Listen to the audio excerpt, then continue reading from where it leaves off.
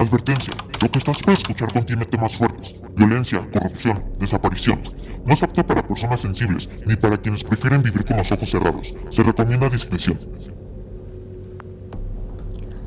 Bienvenidos a Con Iceberg, un episodio especial donde vamos a sumergirnos en las profundidades de una realidad que pocos se atreven a mirar. Hoy exploraremos el iceberg de México, una travesía de 5 niveles donde comenzamos con lo que todos conocen, el mal gobierno, la corrupción de siempre, y terminamos en lo más oscuro, lo más oculto, lo que ni siquiera los noticieros se atreven a mencionar. ¿Sabías que hay mercados en la Ciudad de México donde se venden rituales, niños y silencio? ¿Has escuchado hablar de los Acapulco Kids o de los funcionarios que protegían redes de prostitución infantil? Vamos a hablar del mercado de Sonora, de la Merced, de los Acapulco Kids, de la prostitución infantil, del caso de Ayotzinapa, del movimiento del 68, del enigmático Hotel Posada del Sol. Y cerraremos con lo más crudo, el Culiacanazo, la violencia impune en Sinaloa, el rancho Izaguirre y los campos de exterminio en México. ¿Campos de exterminio en México? ¡Sí! Campos de exterminio en México. Y no te equivocaste. Lo que alguna vez vimos en libros de historia, los hornos de Hitler, cuerpos incinerados en masa, no está tan lejos como pensamos. Solo que aquí, la pequeña gran diferencia, es que esto no es Alemania nazi, esto es México, y nadie dice ni hace nada. ¿Por qué nadie habla de esto? ¿A quién le conviene que sigamos sin saber? Si crees que lo peor de este país es lo que ves en redes sociales, espera escuchar lo que hay bajo esta superficie. Esto es Con Iceberg, un viaje al fondo de lo que callamos. Corrupción, impunidad y cinismo. México ha normalizado gobiernos que prometen mucho y cumplen poco. Desde los desvíos multimillonarios hasta los abrazos a criminales, el país parece estar atrapado en un bucle de traición constante. Y mientras tanto, la inseguridad, la pobreza y la desigualdad siguen creciendo. ¿De verdad este es el máximo nivel de decadencia? Mi equipo Panfletitos y yo, en este podcast les hablaremos acerca del mal gobierno en México. Para comenzar a hablar sobre el mal gobierno que existe en México, es necesario primero conocer el tipo de gobierno que tenemos. México es una república representativa y democrática, conformado por estados libres y unidos por un pacto federal. La república está integrada por 31 estados libres y soberanos y la Ciudad de México. El gobierno federal y los gobiernos estatales cuentan con sus 3 poderes: ejecutivo, legislativo y judicial. El poder legislativo reside en el Congreso de la Unión, compuesto por el Senado, el cual está integrado por 3 senadores por estado y 32 más asignados por representación proporcional, quienes permanecen en su cargo 6 años.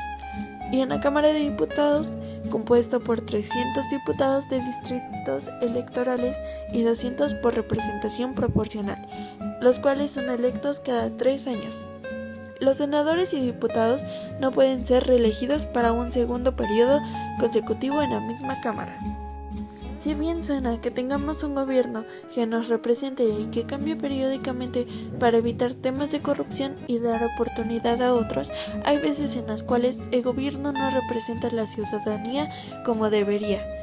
Hemos visto corrupción, violencia, mal manejo de recursos y lo peor es que, a pesar de los cambios de gobierno, estos problemas siguen hoy en día. El hecho de que el gobierno permita estas condiciones sin tomar acciones concretas nos obliga a preguntarnos si realmente está cumpliendo su función como gobierno.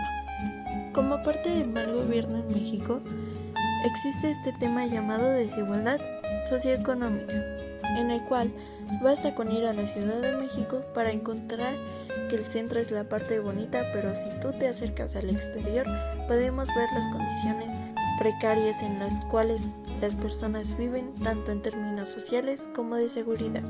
Mientras tanto, el gobierno frecuentemente nos vende la idea de que están cambiando las cosas, ya que nos ofrecen esta parte de trabajo, pensiones alimenticias, becas, entre otras cosas. Pero realmente la pregunta que se nos debería de hacer es: ¿lo hacen por un bien común o para verse bien o tener una conveniencia política? Con esta situación nos damos cuenta que tener un título o tener una preparación para entrar al mundo laboral ya no nos garantiza nada en México, ya que muchas personas con títulos universitarios, maestrías o doctorados terminan trabajando como Uber, como repartidores, como meseros, entre otras cosas, ya que la ganancia en su profesión es una mala paga. Gracias a esto, México no está dando los pasos necesarios para ser competitivo ni a nivel interno ni externo. Con esto me refiero a empleos mal pagados. Un ingeniero con maestría recibe 18,000 pesos al mes, mientras que un conductor puede ganar 30,000 pesos o más. Así que con esto nos hacemos la pregunta de ¿para qué ejercer una profesión?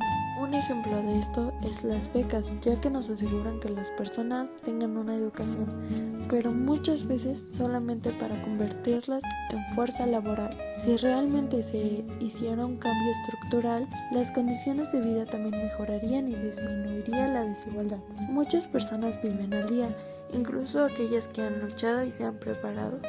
Pero ¿qué pasa con esta gente que tiene estudios y aún así no sale adelante de una manera digna como se debe? Esto genera una distorsión en el sistema educativo. Las universidades producen cada vez menos profesionales competentes, ya que muchos terminan dedicándose a otra cosa. La calidad educativa va bajando cada vez más y obtener un título se vuelve un simple trámite. En consecuencia, México forma ciudadanos pocos competentes que deben conformarse con trabajos remunerados o ajenos a algo que les guste. El gobierno de México no está haciendo lo suficiente para ayudar a los más vulnerables. Lo que ocurre con la clase media es aún más grave para la clase baja, ya que para la clase baja no se les ofrece ninguna herramienta para capacitarse y acceder al mercado laboral. Así acaban trabajando como repartidores de comida o acomodadores en supermercados, lo cual lo hace peligroso, ya que es un trabajo que exige mucho físicamente. Ante este panorama, las personas más preparadas que no quieren conformarse se enfrentan a una decisión: quedarse y resignarse o emigrar. México enfrenta una fuga de talento humano. Si el país no ofrece oportunidades, es lógico que muchos busquen mejores condiciones en otros lugares.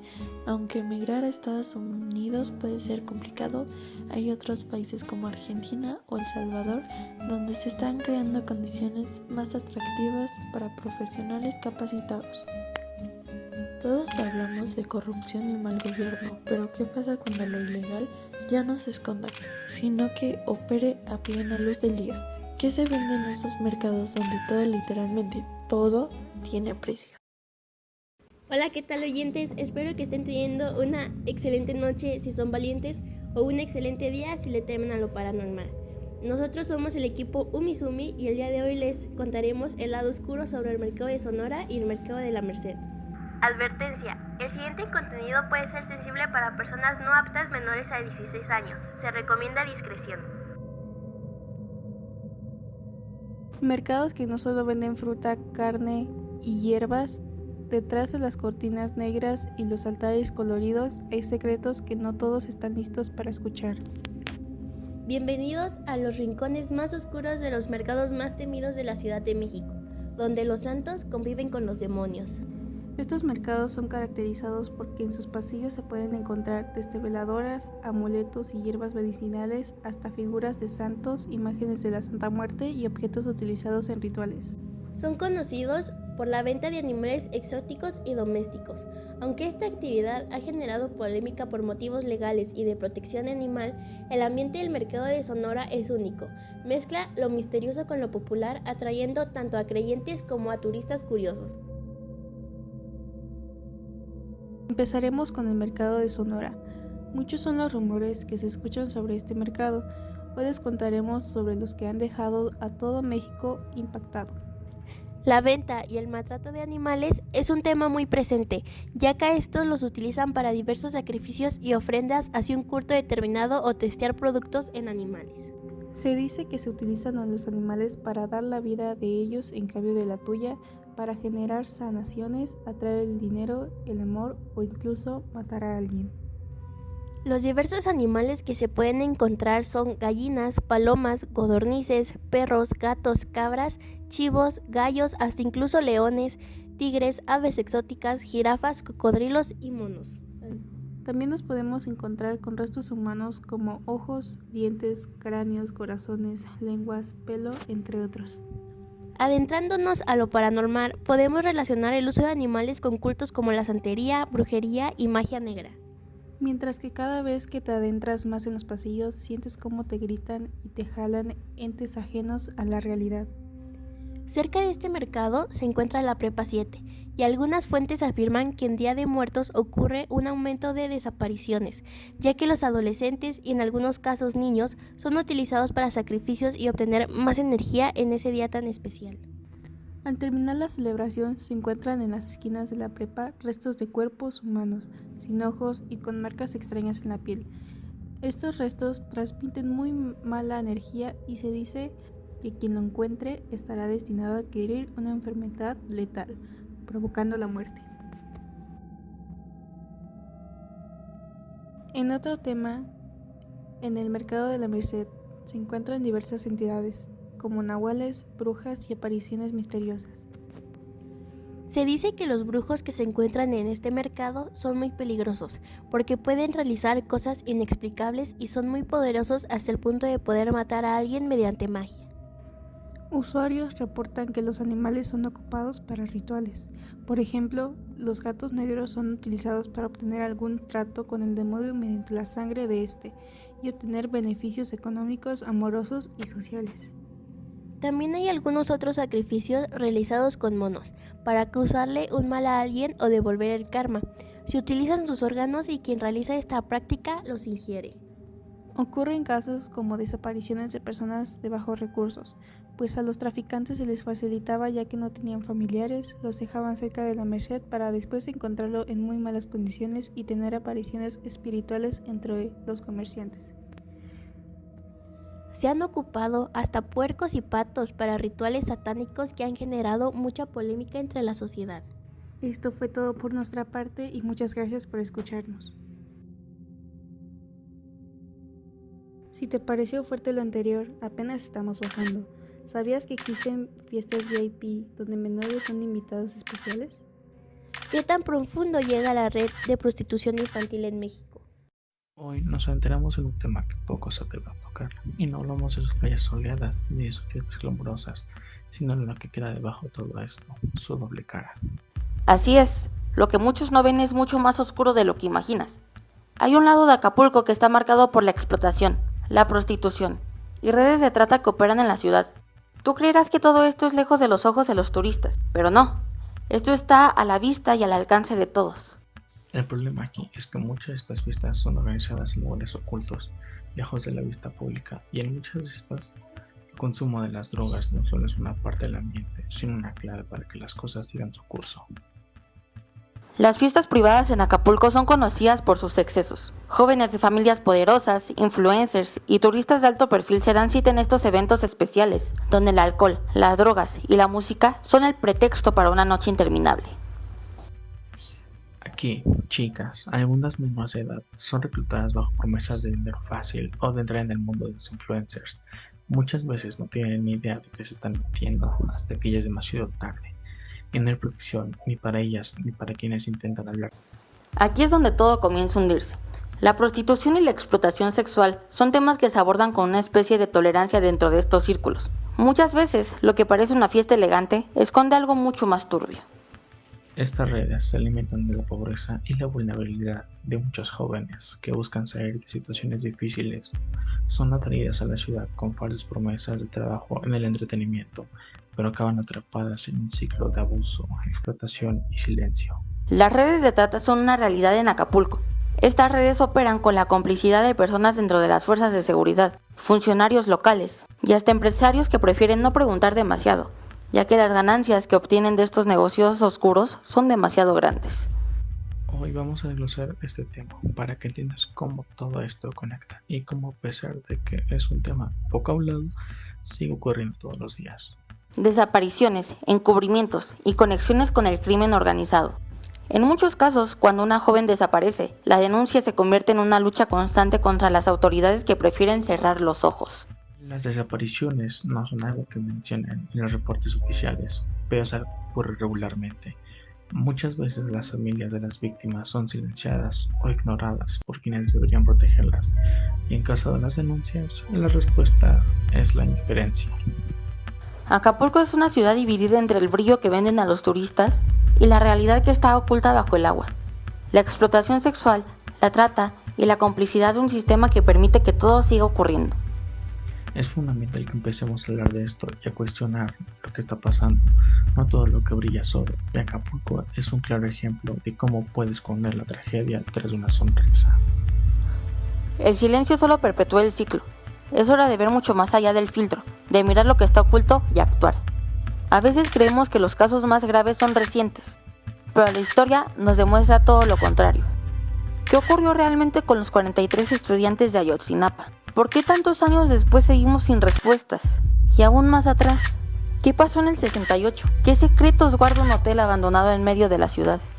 Hola, les habla Mai, y este es un espacio donde las voces del pasado y del presente se entrelazan para no olvidar. Hoy abordaré uno de los episodios más dolorosos en la historia de México. Así es, hablo del movimiento estudiantil de 1968. En el año de 1968, el mundo entero vivía en una ola de protestas estudiantiles. París, Praga, Estados Unidos y también México.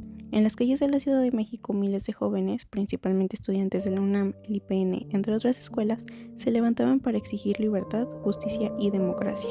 Dichas escuelas acordaron marchar silenciosamente el 13 de septiembre desde el Museo Nacional de Antropología e Historia hasta el Zócalo capitalino, con el objetivo de demostrar al gobierno que no eran provocadores ni buscaban sabotear los Juegos Olímpicos que se celebrarían ese año en la Ciudad de México. Durante la movilización, que convocó a más de 250,000 personas, no hubo gritos, solo hubo pancartas y algunas personas llevaban la boca cubierta con cinta adhesiva, ya que los estudiantes pensaban que con ese silencio simbólico contendrían las acometidas represoras de las autoridades, pero se equivocaron, ya que durante esta marcha un grupo de agentes del gobierno destrozó alrededor de 100 autos y se robó otros 10 pertenecientes a los manifestantes, o así es como lo recuerda el astrónomo Manuel Peinbert Sierra.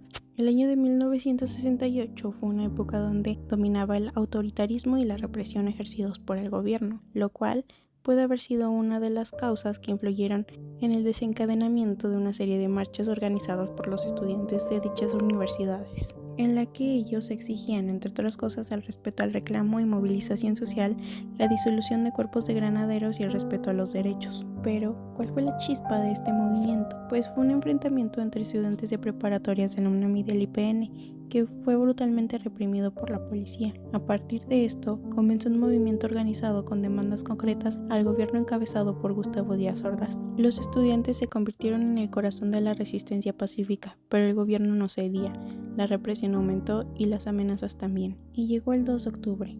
Miles de estudiantes y ciudadanos se reunieron en la Plaza de las Tres Culturas en Tlatelolco. Era una manifestación pacífica como tantas otras. Hacia la tarde comenzó la violenta represión por parte del Estado, la cual continuó durante la noche y terminó con la vida de muchas personas que se encontraban en el mitin. El ejército y el batallón Olimpia rodearon la plaza. Hubo disparos, caos y muchos gritos. Nadie sabe cuántos murieron, las cifras oficiales hablan de decenas, pero los testimonios aseguran que fueron cientos. A 50 años de este suceso parece que ya todo se ha dicho y escrito sobre aquel movimiento estudiantil que transformó al Estado, la sociedad y a las familias. Pero no es así.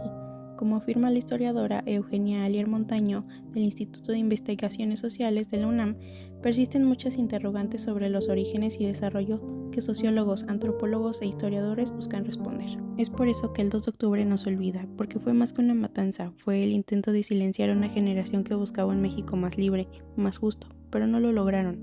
La memoria sigue viva. Hoy, los rostros de estos estudiantes siguen en pancartas, murales, libros, canciones. El eco de sus voces aún resuena, y cada año miles de personas marchan en su honor para recordar que la lucha por la libertad nunca debe apagarse. El movimiento estudiantil de 1968 nos dejó una lección invaluable, que la juventud es la semilla de cambio y que la memoria colectiva es resistencia. Hola, espero que tengan muy buen día. Yo me llamo Víctor y hoy les voy a hablar sobre la desaparición de los 43 estudiantes. La pasada noche del 26 de septiembre de 2014, un grupo de estudiantes de la Escuela Normal Raúl Isidro Burgos de Ayotzinapa se dirigía a Iguala, México, para tomar autobuses y participar en la conmemoración del 2 de octubre en la Ciudad de México. Alrededor de las 21:30 minutos, la Policía Municipal de Iguala abrió fuego contra los estudiantes en diferentes puntos de la ciudad. Los estudiantes fueron detenidos y posteriormente desaparecieron. La noche de violencia y terror, con testimonios de disparos, gritos y personas heridas. La investigación posterior reveló que los policías municipales habían participado con un grupo criminal llamado Guerreros Unidos y que la desaparición de los estudiantes fue un crimen de Estado, en el que ocurrieron integrantes de este grupo y agentes del Estado de México. La búsqueda de la verdad y la justicia ha sido un proceso largo y difícil, con falta de detenciones, consignaciones por desaparición forzada. La Comisión de la Verdad y el Acceso de la Justicia ha trabajado para esclarecer los hechos y garantizar justicia para las víctimas y sus familias. La desaparición de los 43 estudiantes de Ayotzinapa es un caso que sigue sin resolverse, y la búsqueda de la verdad, ya que en este país la justicia sigue siendo un desafío para la ciudad mexicana. Hola, soy Gio y hoy les hablaré sobre el Hotel Posada del Sol. En medio de la Doctores, en la Ciudad de México, hay un edificio tan olvidado como temido, el Hotel Posada del Sol. Su historia comienza como un sueño, un hotel de lujo con jardín, teatro, capilla y hasta túneles. Pero nunca abrió al público. Su creador, el arquitecto Fernando Saldaña Galván, se quitó la vida ahí mismo, dejando una carta en la que culpaba al gobierno. Desde ese entonces, el lugar quedó sellado, al menos oficialmente, porque lo que muchos aseguran es que nunca dejó de usarse. Sala de rituales, niños fantasmas y energías muy pesadas. Pero lo más perturbador, que fue usado como centro de detención y tortura, especialmente durante el movimiento del 68. Sí, ahí, en ese edificio abandonado. Se dice que llevaron estudiantes detenidos, que fueron interrogados, golpeados y desaparecidos. Que los túneles bajo el hotel no eran parte del diseño original, sino parte del secreto. Y lo más escalofriante, hay quienes aseguran que ahí también estuvieron algunos de los 43 estudiantes de Ayotzinapa, o al menos que el patrón del horror nunca cambia. Un hotel que nunca funcionó como tal, pero que funcionó como otra cosa mucho más oscura, un agujero negro de la memoria. El gobierno nunca lo ha confirmado, pero tampoco lo ha negado. Y mientras sigue en pie, como el Hotel Posada del Sol, será una herida abierta. Procesan a estudiante que apuñaló a un profesor de francés en el colegio CCH Naucalpan. El profesor de francés tuvo que recibir la atención debido a las lesiones. Luego de 5 días de permanecer en internamiento por haber apuñalado a un profesor de francés al interior del colegio CCH plantel Naucalpan, el estudiante de 16 años de edad fue vinculado a proceso este miércoles 26 de marzo. Además, el juez especializado en adolescentes estableció un plazo de 30 días para el cierre de investigación complementaria. Es un caso muy fuerte, ya que Jesús N., de 16 años, apuñaló a su profesor con un arma punzocortante en el cuello y en el brazo. El profesor recibió atención inmediata y afortunadamente está bien. Los alumnos informan que no es el único atentado que han tenido, sino que también han tenido situaciones con los porros, violencia entre los alumnos. ¿Qué va a ser de la sociedad si esto sigue así? La pregunta aquí es: ¿quiénes están mal? ¿Los profesores o los alumnos? ¿Qué se tiene que hacer en esos casos? Sin nada más que decir, afortunadamente está bien el profesor y Jesús N. está en procesos legales. Hasta luego. ¿Crees que ya tocamos fondo? ¿Y si te dijera que hay zonas enteras del país donde el narco gobierna y el Estado obedece? ¿Y si existen lugares en México diseñados para hacer desaparecer personas? Y no estamos hablando de teorías, sino de testimonios. Hola, nosotros somos los Conamatados, conformado por Kets, Rod y Gio. Hoy les traemos 3 temas tan fuertes como ignorados: la violencia impune en Sinaloa, el Culiacanazo y el oscuro caso del Rancho Izaguirre y los campos de exterminio en México. Prepárense, porque esto es algo de lo que nadie quiere hablar, pero que todos deben de escuchar. En México hay ciudades que se han convertido en símbolos de la violencia, del miedo, pero también de la resistencia. Culiacán, capital del estado de Sinaloa, es conocida por muchas cosas: su gastronomía, su música, su cultura, su gente trabajadora, pero también es conocida por una realidad que pasa todos los días: ser el corazón de uno de los carteles más poderosos del mundo, el Cartel de Sinaloa.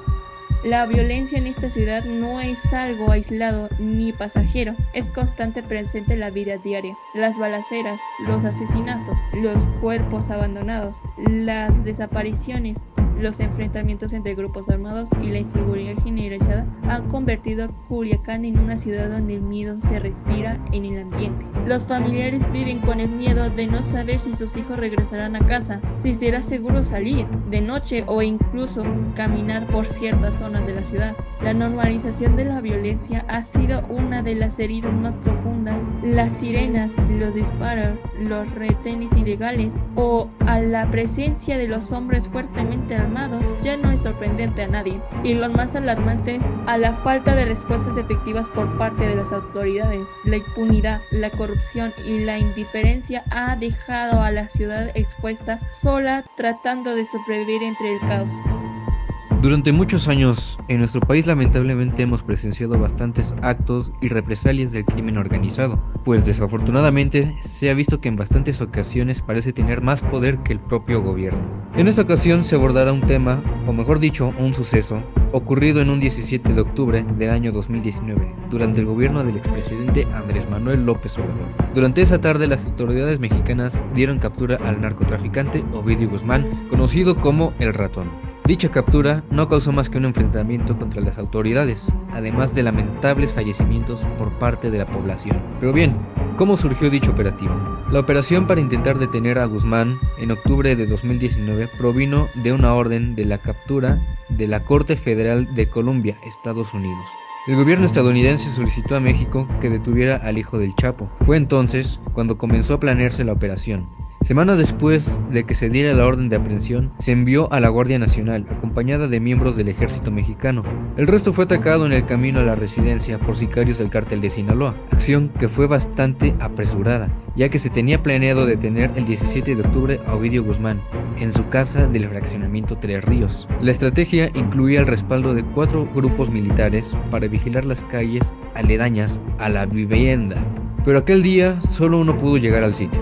Según las autoridades, los soldados que rodearon la casa de Guzmán López y que lograron capturarlo quedaron virtualmente solos. Después de dicha captura, un grupo de jóvenes armados bloquearon las carreteras y avenidas de Culiacán, además que un helicóptero recibió varios disparos. Los sicarios también secuestraron a los soldados en una caseta de peaje en la carretera al balneario de Mazatlán, y otro grupo disparó contra la unidad habitacional donde vivían familias de militares, dijo la versión oficial. De acuerdo a la Secretaría de Defensa, los sicarios arrojaron granadas a los conjuntos habitacionales, pero afortunadamente estas no explotaron. Sin embargo, varios habitantes familiares de los integrantes del ejército fueron secuestrados y asesinados. Otro informe indica el plan de los narcos de interactuar a los soldados, o mejor dicho, intercambiarlos, retenidos por Guzmán, además de su intención de en algún momento de ese jueves disparar contra los civiles, señalaron las autoridades.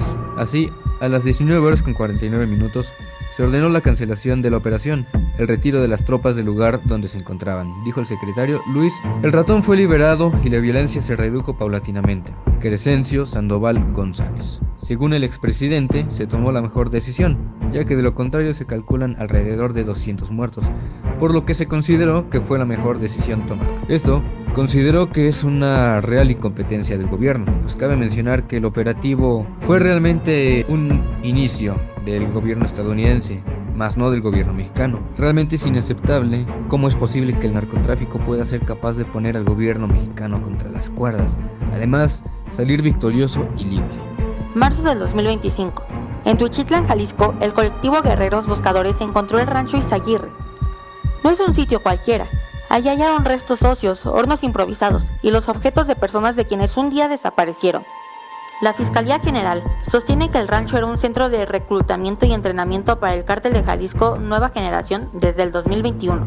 Pero los testimonios de las familias y los análisis forenses cuentan otra historia. Un sitio donde los cuerpos fueron incinerados, donde la muerte fue planeada y organizada. Rancho Izaguirre es solo uno más en una larga lista. A lo largo del país, los cárteles han levantado verdaderos campos de exterminio, lugares clandestinos, apartados, donde las víctimas son convertidas en cenizas y en cifras. En Sinaloa, han encontrado narcofosas con decenas de cuerpos. En Coahuila, hornos que se usaron para desaparecer a miles de personas. En Nuevo León, casas de seguridad con evidencias de ejecución y tortura. Estos sitios son el resultado de la violencia criminal y la complicidad del silencio.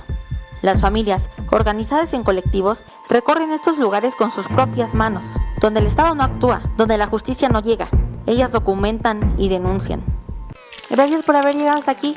Esto fue Con Iceberg, lo que el país esconde pero tú ya no puedes ignorar.